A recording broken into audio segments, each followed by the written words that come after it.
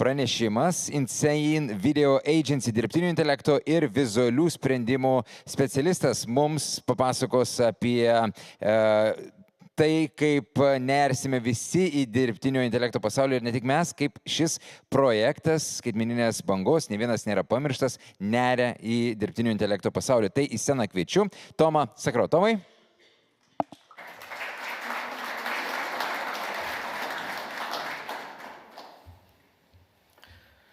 Sveiki. Smagu matyti, ant kiek greitai ir ant kiek daug dirbtinis intelektas ateina šiandien į mūsų pasaulius, į mūsų gyvenimus ir į mūsų kišenę. Paskutiniu metu tenka daug apie jį pasakoti, bet neužteks šiandienos laiko, kad prasiplėsti labai. Taigi reikia susikoncentruoti ties kažko paprastesniu ir lengvesniu. Šiandien norėčiau pristatyti jums vieną įrankį, kurį praktiškai visi turite kišenėse. Tai yra įrankis ant tiek universalus, kurio netgi panaudojimo būdus jūs patys galite papildomai sugalvoti. Norėčiau pakalbėti apie nano bananą. Toks skambus pavadinimas. Kas čia tokio nano bananą? Tai yra tas pats Google sukurtas produktas. Čia yra kaip ChatGPT, tik tai Google. Ir jis irgi gali generuoti paveikslėlius. Kažką parašom ir jis mums sugeneruoja. Kas atrodo čia ypatingo ir kitokio, negu mes iki šiol turėjom. Ypatingas dalykas yra toks, kad mes galim į jį prisekti daugiau negu vieną nuotrauką. Gali būti ir viena suprantama. Ir mes galim atlikinėti tam tikras manipulacijas, tiesiog bendraujant su to dirbtiniu intelektu ir nurodant žodžiu arba tekstu, ką mes norime turėti ir matyti. Kaip matote šitam pavyzdį, užtenka įkelti savo arba kažkieno kito nuotrauką, įkelti rūbus skirtingus ir jis sudeda viską į vieną krūvą. Ir mes matom, kaip tas žmogus atrodytų su tais rūbais. Taip yra šiek tiek mažyčių nedatraukimų, sakykim taip, bet tai yra fainai ir kiekvienas iš jūsų tai turi. Kas atrodo, čia galėtų būti daugiau? Variacijos, ne? Norim pasimatuoti suknelę, rūbą, švarką virtualiai. Bet tų panaudojimo būdų yra kur kas daugiau. Marketingistai dabar to naudojasi, rinkodarai ir paprasti žmonės, lygiai taip pat ir senjorai, ir jauni gali to naudotis. Pavyzdžiui, štai čia pavyzdys. Jeigu įkelti nuotrauką, kur kažkas laiko skardinę ir įkelti kitą objektą ir kaip tai suvaldyti, mes galim sakyti, parašyti jam pakeisk skardinės. Ir žmogus jau laikys kitą dalyką, kitą skardinę. Ir jis išlaiko viską, išlaiko tekstą, išlaiko logotipus ir tai žiūrisi. Neįmanoma. Neįmanoma. Anksčiau tai buvo visiškai neįmanoma. O kas čia tokio? Naktis ir diena. O kur originalas, kur yra perdaryta? Netgi galima būtų šiek tiek pasvarstyti, ne? Originalas yra naktis. Ir iš nakties jis gali padaryti dieną. Kas fotografuoja? Taip, jūs, ponas, jūs pritarsit man tikriausiai, kad anksčiau buvo praktiškai neįmanoma padaryti su Photoshop arba su rankais, arba labai ilgai tai truktų. O dabar tai padaroma tiesiog per vieną kliką arba per vieną parašymą.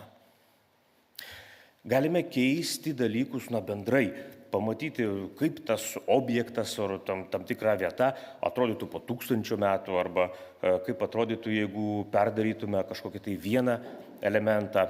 Tiesiog reikia bendrauti ir paprastai žodžiai sakyti, pakeisk tik tai tą ir tą, visą kitą palik, kaip dabar matai. Ir greičiausiai tai bus padaryta. Tai yra Gemini, Google puslapis, o prekinis ženklas tai yra nano banana. Štai, vėl prie fotografijų. Anksčiau mes nusifotografuojam, kažkas mus nufotografuoja ir galvojam, kodėl mes tada nesišypsojam. Nugi galėjom nusišypsoti. O šito įrankio pagalba mes galim priversti save šypsotis nors ir virtualiai. Sekantį kartą gyvai nusišypsosim. Taigi, įkėlus paprastą savo nuotrauką, mes galim sakyti, tegul šitas žmogus šypsosi. Ir galim sukelti jam emociją. Suprantama, galim ir kitas emocijas sukelti, bet šypsena yra šypsena. Close-upai. Galim pritraukti save, parodyti kažkokią tai mažą dalį, akis iš arti. Čia yra naudinga video kūrėjams, kas nori kažkokių skirtingų planų, stambumų, iš kito rakurso kažką pasižiūrėti. Jo, ten esu aš, o ten akis yra teoriškai virtualiai mano. Galima greitai patapti influenceriu, ne? Tai reiškia, įkeliam savo nuotrauką ir pasakom, ką mes norim matyti, kad padaryk, kad šitas žmogus atrodytų kaip influenceris, kažkokius dronus rodytų, ne? Arba dar kažkas. Tai yra tos galimybės, yra visiškai pas jūs. Ką sugalvojam, tą ir bandom. Galima pasižiūrėti, kaip atrodyčiau benamis, pasimatuoti kitokias šukuosenas. Ir aš matau čia animacijas, nes galima suanimuoti iš vienos nuotraukos į kitą, kaip atsiranda plaukai, tai gali virsti kažkokią tai reklamą, ne? Kažkoks šampūnas, kuris ataugina plaukus, arba priešingai, kad plaukai nukrenta čia kaip sužaisi. Kas čia? Man kilo mintis ir klausimas. Galvoju, Tomai, ar galima atrestauruoti virtualiai butą? Susiradau štai tokį paveikslėlį ir pavyko. Ir matot? Kažkaip taip gavosi, bet čia yra jau niuansų, čia jau neužteko tiesiog parašyti, padaryk, kad būtų gražu. Kažką padarys, bet ne visai taip, galbūt kaip mes norėtume. Čia aš jau norėjau šiek tiek daugiau kontrolės. Prasidėjo nuo to, kad įkėliau tą apgriuvusi butą ir sakau, pašalink visus baldus.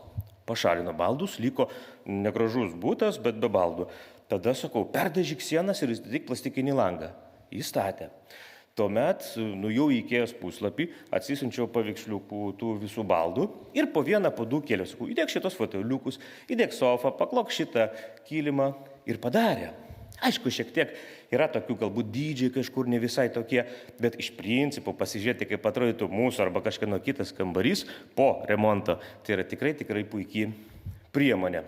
Plus mažiau reikia ginčytis, kuris spalva geriau tinka sienoms ir iš karto galim tą pasižiūrėti. Jeigu turite kažkokį produktą, labai lengva yra tai įterpti virtualiam arba tikram žmogui rankas. Kažkoks batonėlis išgalvota šakės, ne? Kodėlgi ne? Jis gali greitai keliauti kažkam į rankas ir jį galima kažkokiu būdu demonstruoti. Iš to gali gimti, kaip šiuo atveju, mažytis satyrinis klipas, bet kuris irgi parodo potencialo esmę. Nėra jėgų, o rytoj egzaminas. Šakės kaip gerai. Energijos tiek, kad nors su šakėm krauk. Neskaitas pagrindiniams gyvūnams, ar net augalams. Jos sudėtyje gali būti cukraus, kofeino ir paslaptingų Trumpai tariant, nevartokite, bet jeigu jau vartojate, darykite tai tyliai. Taip. Tuomet galim ir kažką sudėtingesnio daryti, galim tas nuorodas vizualias tokias rodyti, kad čia yra kompozicija, čia yra tokie rūbai, čia yra tokie žmonės, tokie vardai ir kokios yra veidų išraiškos. Ir visą tai jūs sudė į krūvą ir gali sugeneruoti.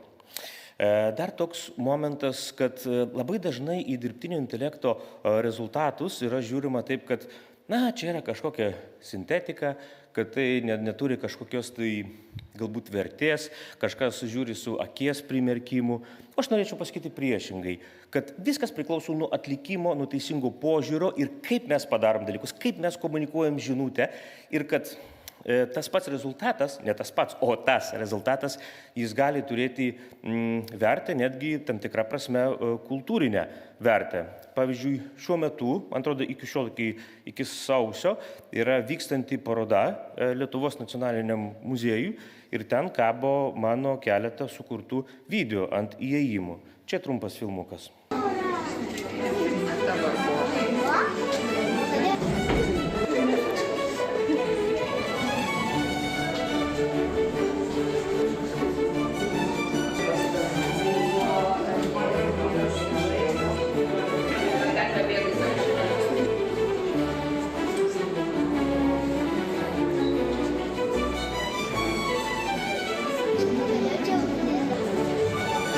It's also made with AI.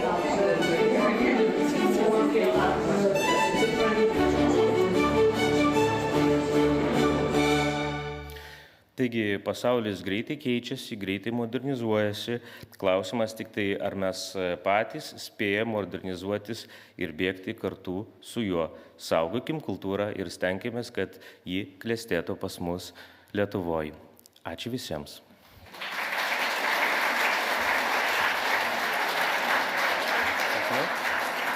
Ačiū Jums, ačiū už pranešimą. Nepabėkite. Jeigu pamenat, kiek anksčiau aš taip pat klausiau apie tai, kokios valstybinės įstaigos galbūt galėtų pasitemti ir labiau pritaikyti savo paskyras. Ar Jūs kartais pats pastebite, kad tos paskyros yra kiek per sudėtingos ir kažkas galėtų būti lengviau, geriau, prieinamiau? Atsakymas yra paprastas. Visos. Visos įstaigos turėtų permastyti savo požiūrį ir surasti būdą, teisingą būdą integruoti dirbtinį intelektą į savo veiklas. Ir tai yra gan atsakingas ir kartais slidus dalykas, dėl to reikėtų prie to prieiti labai atsakingai, todėl kad ne vien tik tai smagius dalykus tai neša, bet ir grėsmės. Bet panaudojus tai teisingai, aš matau privalumus prieš bet ką kitą ir mes galim tai panaudoti teisingą linkmę. Tomai, ačiū Jums.